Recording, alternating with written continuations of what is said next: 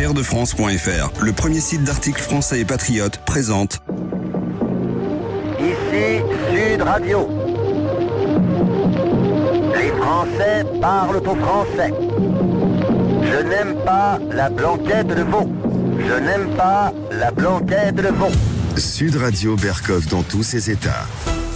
Il y a plus d'un siècle, Léon-Paul Fargue, un des grands poètes français, écrivait « Le piéton de Paris ». Alors, le piéton de Paris, on se disait, mais Paris, on se balade, c'est bien, toutes les chansons l'ont célébré. Non, c'est pas assez. On va se balader plus, à pied, à pied, à pied. Sud Radio Berkov dans tous ses états, les perles du jour. Ben voilà, la meilleure façon de marcher, non. La meilleure façon de marcher, c'est ce que ordonne et que préconise David Béliard, adjoint à la mairie aux mobilités. Et oui, pour ceux des auditeurs du Sud Radio qui habitent Paris, voici ce qui vous attend à l'horizon 2030. Et pour ceux qui viennent à Paris aussi, c'est très simple, vous mettez votre voiture aux portes de Paris, s'il y a des parkings, et après, à pied. 300 millions d'euros sont prévus pour un plan piéton Paris. Paris priorité piéton. Voilà, 100 hectares d'espace piéton, 300 millions d'euros, je l'ai dit, 100 rues rendues aux écoles. Écoutez ce que dit David Béliard lui-même.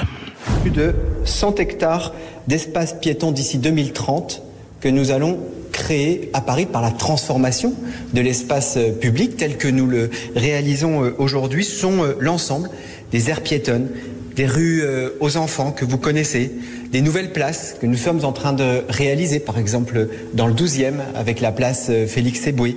Ce sont les élargissements de trottoirs qui constituent plus de place qui va être donnée aux piétons et à la marche à pied. Nous créons des aires piétonnes, en tout cas des cœurs piétons, et notre engagement, c'est de le faire dans chaque arrondissement.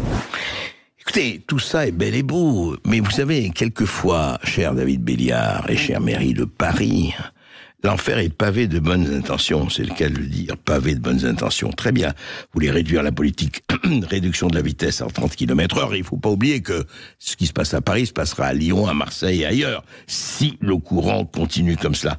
Très bien, d'accord. Simplement, qu'est-ce qui va se passer au niveau des commerces? Qu'est-ce qui va se passer au niveau des gens à mobilité réduite? Qu'est-ce qui va se passer aux des gens qui ont des enfants, qui vont amener, effectivement, qui vont amener des enfants? Qu'est-ce qui va se passer au niveau du pari économique? Je pose la question parce que moi j'adore Venise, et tous ceux qui sont allés à Venise adorent Venise. Effectivement, il n'y a plus de voitures, il y a les gondoles, c'est très bien. Mais qu'est-ce qu'on fait de l'économie? Allez voir rue de Rivoli, comment tous les commerces ont été fermés. Tous les commerces d'une grosse partie de la rue de Rivoli, d'un gros vraiment tronçon, a été fermé. Alors, est-ce que c'est ça qu'on veut? Je ne sais pas. Bon, c'est très bien qu'on respire, Paris respire, qui ne demande pas mieux, etc. Mais il y avait déjà les quais, il y avait déjà tout cela. Que fait-on de ces milliers de petites entreprises, de restaurants, etc. Il faut arriver au restaurant. Quand j'habite de l'autre côté, je vais aller au restaurant, je vais marcher à pied, je vais mettre 2 heures pour arriver dans mon bistrot préféré, je vais mettre 2 heures pour revenir.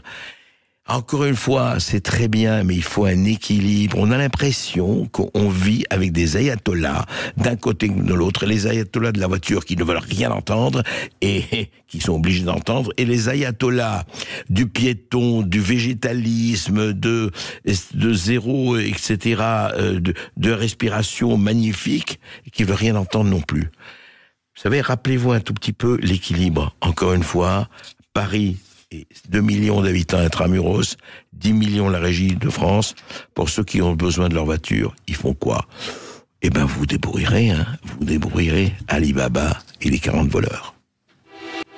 Sud Radio Berkov dans tous ses états.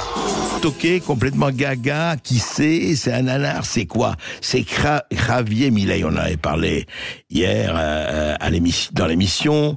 Alors, il vient d'être élu, et alors, il n'y va pas avec le dos de la cuillère. Javier Milei, qui se définit comme libéral-libertaire, ultra-libéral et ultra-libertaire. Et alors, je veux dire, quand on voit ces déclarations, quand même, on se pose des questions. Voilà. Lui, par exemple, considère le pape François comme un sale gauchiste. Il veut dire que redistribuer les richesses est un acte violent. Il a qualifié le changement climatique de mensonge du socialisme. Et David Béliard et Anne Hidalgo vont s'étrangler. Mensonge du socialisme depuis qu'on ose accuser les socialistes de mensonge. Sa philosophie de gouvernement, vous ne pouvez pas donner un pouce aux gauchistes. Il s'engage à mettre fin à la Banque centrale argentine. Son point de vue sur la Chine, il va pas empêcher les Argentins de commercer avec la Chine, mais nous, aucun accord d'État avec les communistes. Voilà. Sur l'avortement, il est violemment contre l'avortement. Et sur les autres hommes politiques, c'est les hommes politiques argentins, la classe politique en général, il dit ceci, méditez.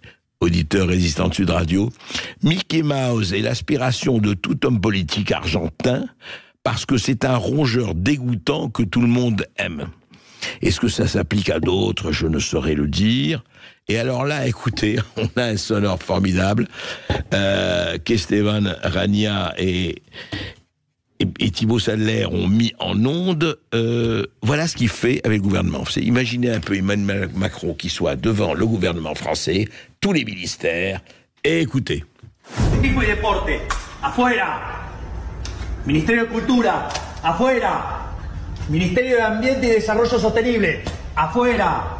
Ministerio de las Mujeres y Género y Diversidad, afuera. Ministerio de Obras Públicas, afuera. Aunque te resistas. Ministerio de Ciencia y Tecnología e Innovación, afuera. Ministerio de Trabajo, Empleo y Seguridad Social, afuera. Ministerio de Educación, Adoctrinamiento, afuera. Ministerio de Transporte, afuera. Ministerio de Salud, afuera. Ministerio de Desarrollo Social, afuera. Se acabó el curro de la política. ¡Viva la libertad, carajo! Viva la libertad, carajo, je ne traduirai pas carajo, mais il dit afuera. Afuera, c'est dehors. C'est-à-dire qu'il prend tous les ministères, il découpe les étiquettes et il dit allez, dehors. Imaginez Emmanuel Macron faire ça, là. C'est impensable, impossible. Il estime, lui, Javier Milei, que, allez, la moitié des ministères, lui, il veut réduire l'État. Il veut réduire l'État, mais drastiquement. Et que la moitié des ministères ne servent à rien. Ils dépensent de l'argent pour rien. Que les fonctionnaires qui sont là, sont là pour rien. Que ne parlons pas des conseillers, des conseillers à la McKinsey. À rien. Tout ça doit disparaître. C'est de l'argent qui doit revenir au peuple et pas aux fonctionnaires et à l'administration. Alors, écoutez, on verra ce que ça donne, hein. Il vient d'arriver, donc c'est trop tôt pour dire. Mais le fait qu'il ait été élu à 56% des voix, dans un pays où le suffrage, où l'élection est obligatoire, hein, il n'y a pas d'abstention, pratiquement pas en Argentine, en dit long quand un pays perd ses repères, est victime d'une inflation galopante, ne sait plus où il est, et quand les gens s'appauvrissent. Voilà, la méthode Milei, en tout cas, c'est vraiment le Karcher. Sarkozy l'avait rêvé, Javier Milei l'a fait. Sud Radio Berkov dans tous ses états. Le début de la chanson, c'est « Tu me fais tourner la tête, mon ménage à moi, c'est toi ». Édith Piaf l'a chanté, Yves Montand, vous venez de l'entendre, l'a chanté. Et Brigitte Macron ne l'a pas chanté, mais l'a très fortement pensé dans cette interview à Paris Match. Elle a donné une interview très très longue à Match, où elle parle de tout, elle parle de sa vie, de Madame Macron, elle parle de... Voilà, et c'est assez émouvant. D'ailleurs, il dit, voilà, depuis 27 ans que je le connais, il n'y a pas un jour, il ne m'est pas étonné.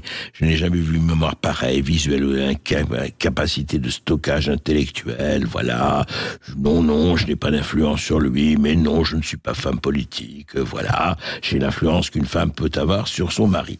Et alors, évidemment, on a posé le problème, elle 40 ans, lui 15 ans, alors...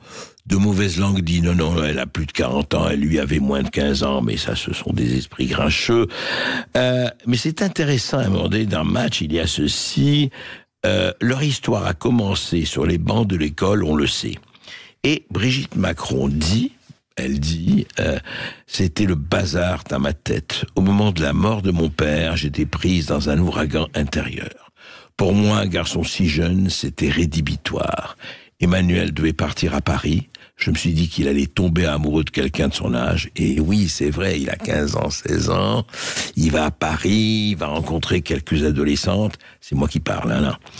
Et je me suis dit, donc, ce n'est pas arrivé. De mon côté, je n'ai plus jamais fait de théâtre à la Providence. Vous voyez, Emmanuel est parti, un seul être vous manque et tout est dépeuplé. Le seul obstacle était mes enfants, dit Brigitte Macron. J'ai pris du temps pour ne pas saccager leur vie. Ça a duré 10 ans, le temps de les mettre sur les rails. Vous imaginez ce qu'ils ont entendu. Mais moi, je ne voulais pas passer à côté de ma vie. Je ne sais pas comment mes parents, qui étaient l'exemple de la fidélité et de l'éducation, auraient vécu notre mariage. Papa là-haut regarde Paris Match, ironiser mes frères et sœurs. J'étais leur petite dernière, un raté de la méthode Ogino. Voilà, donc, écoutez, c'est émouvant. C'est bien, elle dit ce qu'elle a à dire, elle dit son amour pour son mari, et puis elle dit effectivement les 25 ou 26 ou plus de différence d'âge, eh bien écoutez, c'est leur problème. Et je crois que c'est vrai, c'est leur problème. Il n'y a pas à rentrer dans ces histoires. La seule chose qu'on peut dire, c'est toujours pareil, c'est que la vie privée appartient à chacun. Il est hors de question pour qui que ce soit, et moi le premier, de juger. Il n'y a rien à juger. Simplement, effectivement, vous savez ce qu'on demande à un président de la République. C'est très simple, c'est de faire le job. Parce qu'il n'est pas là uniquement pour faire plaisir à X, Y et Z. Il est là pour faire le job. Alors, on jugera, hein. On juge, chacun fera son avis. Mais c'est intéressant de voir que, effectivement, on a besoin de parler de la vie privée aujourd'hui des présidents. Il n'y a plus de vie privée, il y a de transparence.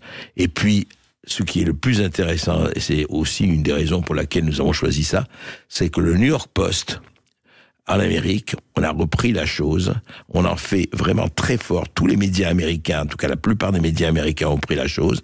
Et c'est ce qui les intéresse, eux, c'est qu'est-ce que c'est que cette femme de plus de 40 ans qui tombe amoureuse d'un garçon de 14-15 ans. C'est ça qui les intéresse.